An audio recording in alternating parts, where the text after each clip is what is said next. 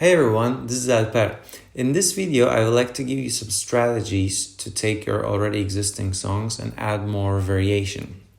So in the previous video that I recorded, I showed you how to take a guitar chord progression and how to add drums, bass, and keyboard. But then we left it there. We didn't really develop it for the sake of simplicity. In this video, I would like to continue from there and also give you some strategies for variation.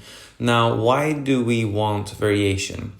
You might think, okay, we have the guitar part here, drums, bass, and keyboard. Why can't we just loop it like this? And why can't we just loop it like this for 4 minutes and just write lyrics and record the song? Well, what usually happens when you do this is people get bored usually after 20 or 30 seconds because it's too repetitive, it's too predictable, there's nothing interesting. And so let me just play this to you for a second, so just so you can understand what the problem is.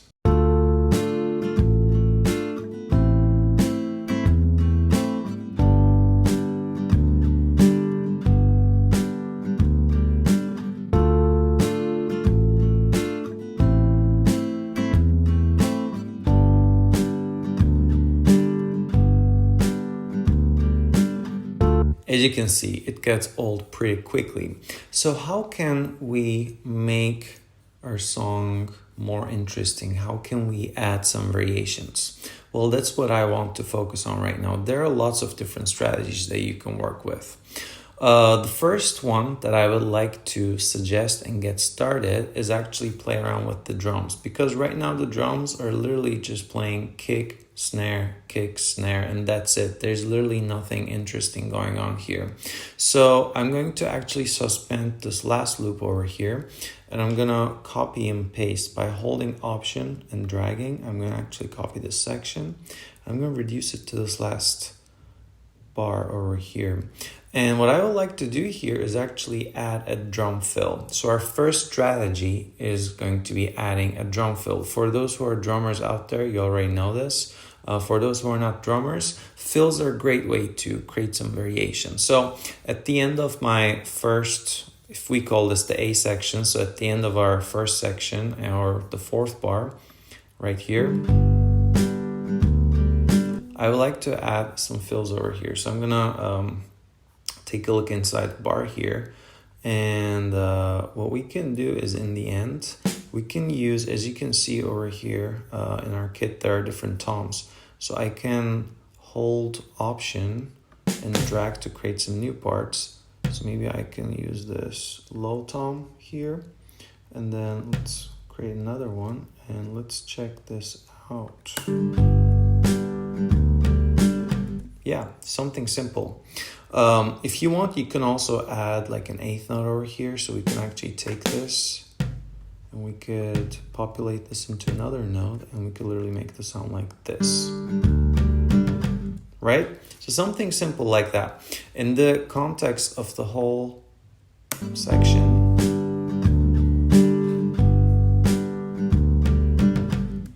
which is also a really good way to signal that you're going into the next section. So that's one strategy. So what I would like to do here is actually copy paste this whole thing and create an entire new section. So now you'll be able to see from bars 1 to 5, we have the A section, and from bars 5 to 9 is our B section, which look totally identical right now.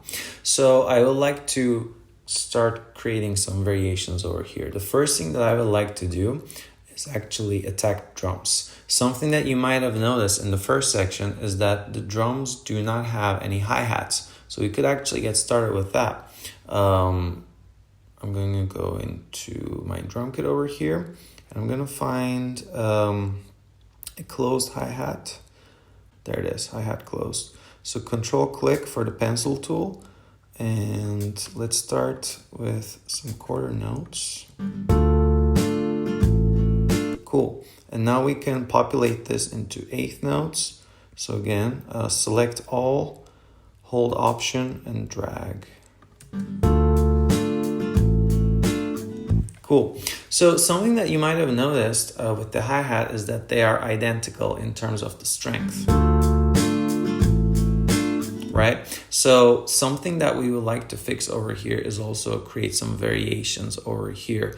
Maybe this is not super noticeable with the kick and the snare, but with hi-hats, it is very noticeable. And a human drummer does not play like this, meaning the drummer does not play every note with the same strength. Usually we play maybe the first note strong, the second one weak, the third one strong, the fourth one weak. So it really kind of goes in a very organic way if we do it like a strong, weak, strong, weak, strong, or the other way around, weak, strong, weak, strong. So what I'm going to do is use velocity. So I will select the second, fourth, sixth, and the eighth notes that I just created over here. And I'll go to the velocity section and I will reduce this from 80 with the slider down to 60. Let's see if this sounds any different. If you want to make that more dramatic, you could almost like reduce it to 45 even. Now you can feel something, right? So that's really what we want to do. So now I can actually populate this whole section into the next bar.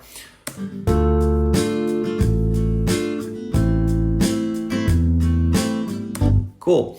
And then I will also populate this to the third bar and also the fourth bar of our B section. So this is a good start, but it is not enough because after maybe the second bar over here in our B section or bar 6 of our entire song so far, the listeners are already gonna be used to what's happening because all we did until this point is to add some hi-hats. So we need to go beyond this. What else can we do? For one thing, we don't have to just keep on adding. We can also think about deleting things. So we can get really dramatic with this. And let's see, maybe we can try deleting the chord progression since the keyboards are already playing some sort of chord. So we'll delete the guitars for a second and let's see what that does to the song.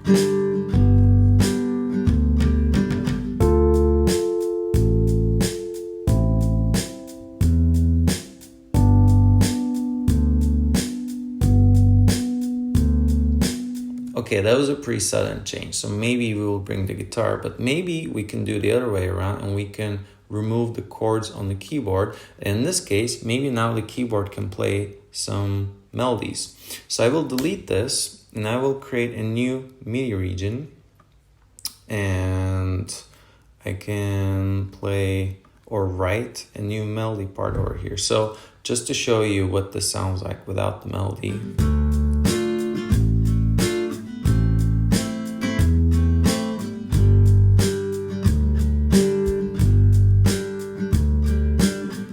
Cool. So quickly, I can just use the computer keyboard to do this since it's going to be a very simple melody part.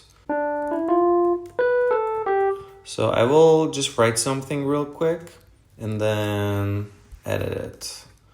Okay, so I'm going to just hit record. Let's set up a quick count off and now we can go from there.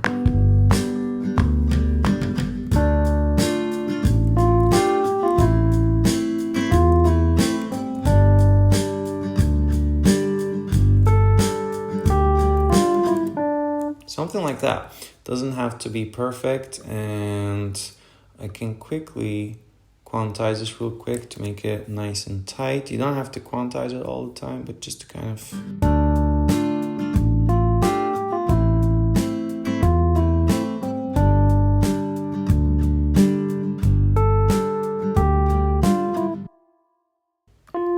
And now we have a melody part.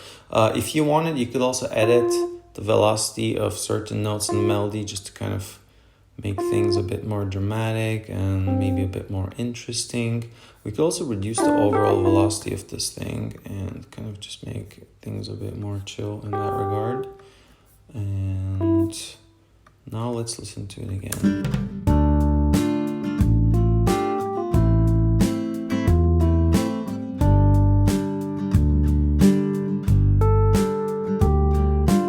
Cool. What else we can do? Well, going back to the drums, we can also add a crash because the crash usually signifies that an old section is ending and a new section is starting. So I can actually find my crash over here and add that in the beginning.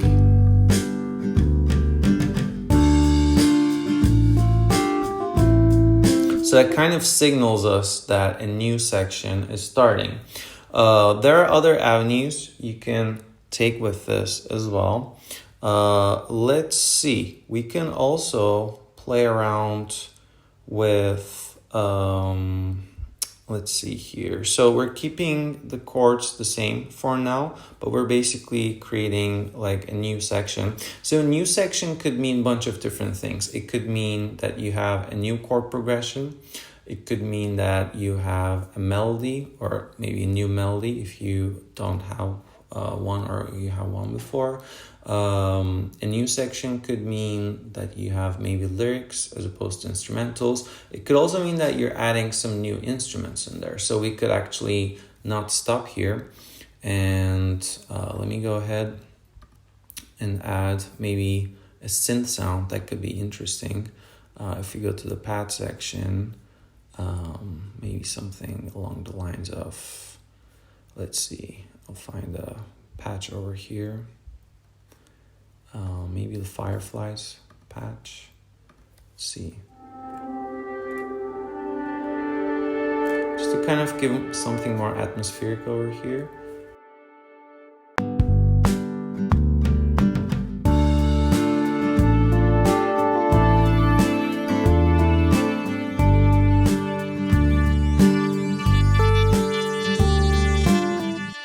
Cool. And I can really reduce the volume here, and let's go with that. And we should also play around with the velocity of this, really make this a background element rather than the main thing, because in terms of arrangement we also have to think about that we can't make every instrument a foreground element. Some instruments have to be in the background, some instruments have to be in the foreground.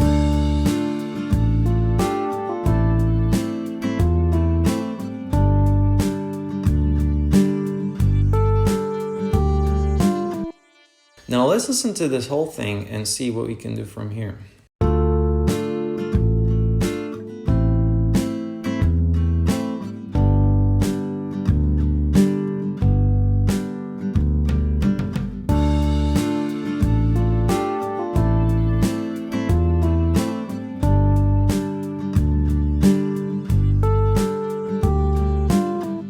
Cool. I think this is going well. So I'm actually going to copy this whole thing and paste it again, because I think that melody really wants to continue for another section.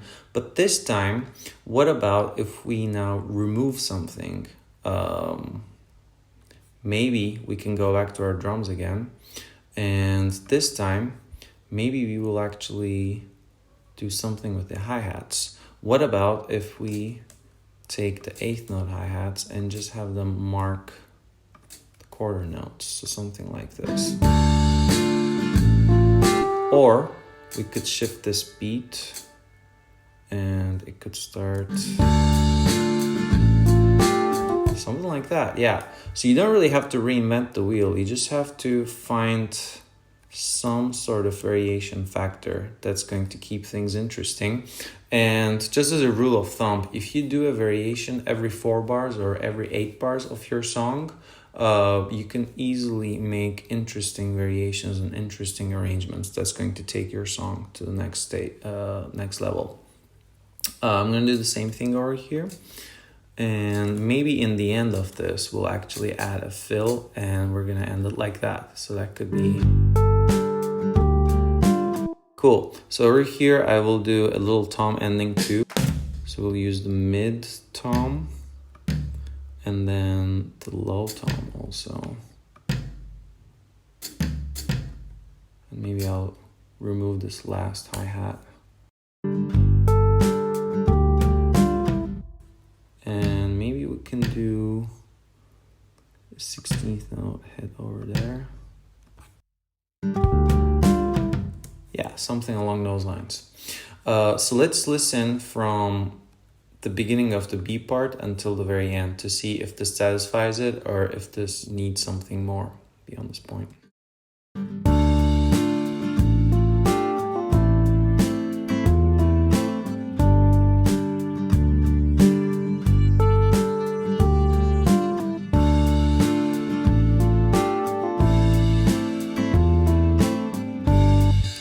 let's remove those crashes. It's because I copy and pasted that part. So let me remove that real quick. But that first crash felt good.